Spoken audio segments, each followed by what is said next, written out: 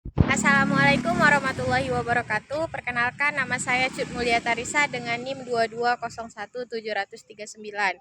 Nah, pada mata kuliah keamanan database ini saya ingin menjelaskan atau memberi pemahaman tentang attack dalam dunia hacking. Attack dalam dunia hacking ini dia keamanan, bisa dibilang dalam keamanan cyber.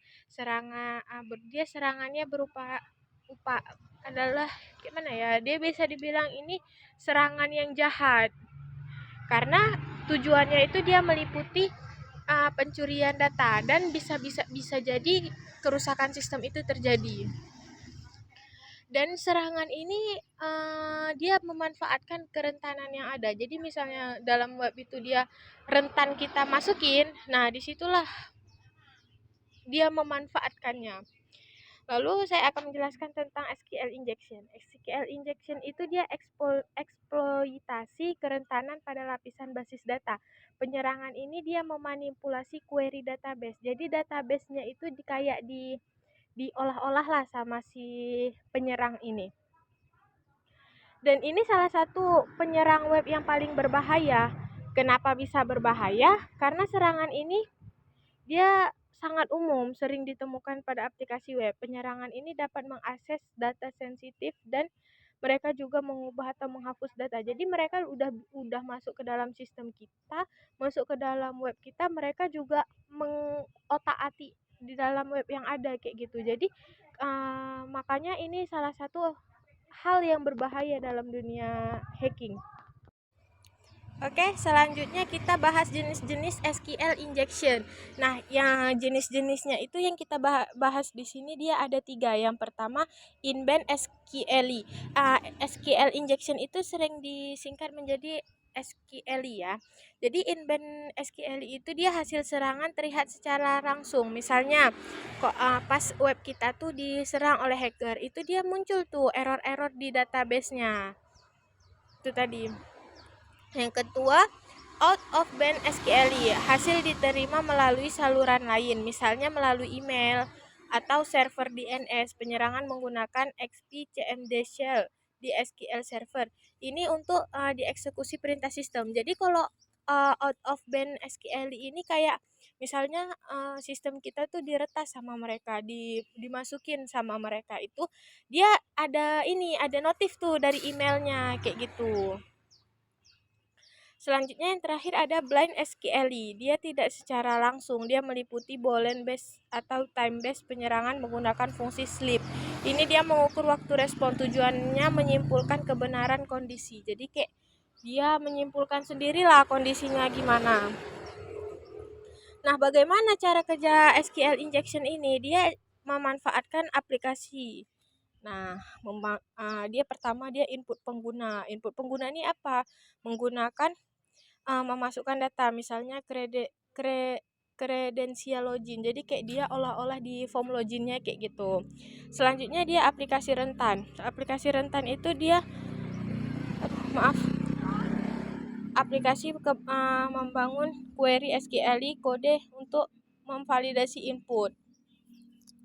Jadi maksudnya aplikasi membangun query SQL, kode tidak memvalidasi input. Dia tuh kayak apa ya? Aplikasinya itu sangat-sangat rentan gitu. Bagaimana SQL injection bekerja? Yang pertama dia input pengguna, lalu dia menggunakan aplikasi yang rentan digunakan, yaitu terus kerentanan terpapar. Basis data mengembalikan informasi sensitif atau melakukan tindakan yang tidak sah. Yang terakhir, eksekusi query.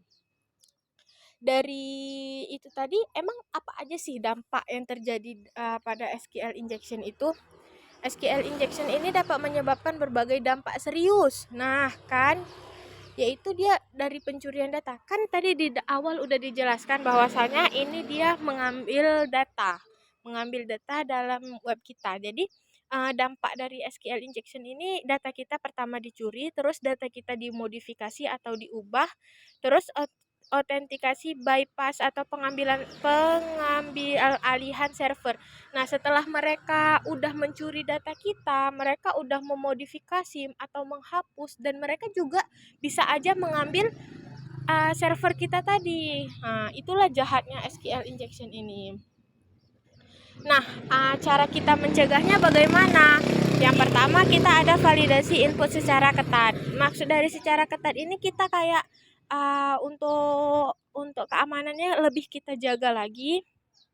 Selanjutnya gunakan parameter queries atau prepared statement. Nah, yang ketiga implementasi stored producers untuk logika basis data. Dan keempat, terapkan prinsip less privilege.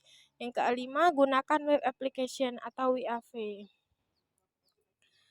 Kasus yang tentang SQL injection itu yang paling terkenal yang pertama ada di tahun 2008. Nah, 2008 itu Headland Payment System, salah satu pelanggaran data terbesar. Jutaan kartu kredit terekspos dan terjadi karena SQL injection. Yang kedua Sony Pictures yang pernah saya presentasikan waktu pertemuan sebelumnya. Yang terakhir bersama Data Branch itu dia mempengaruhi jutaan akun serangan melibatkan eksploitasi SQL injection yang menggarisbawahi pentingnya pertahanan. Terus bukan hanya secara teori atau apa-apa juga dalam dunia attack hacking ini ada tren. Nah, trennya itu SQL Technique Injection terus berevolusi. Mereka beradaptasi dengan patch keamanan tentang baru muncul dalam arsitektur modern. Yang pertama, tren terbaru dan perkembangannya, maaf ya. Yang pertama otomatisasi.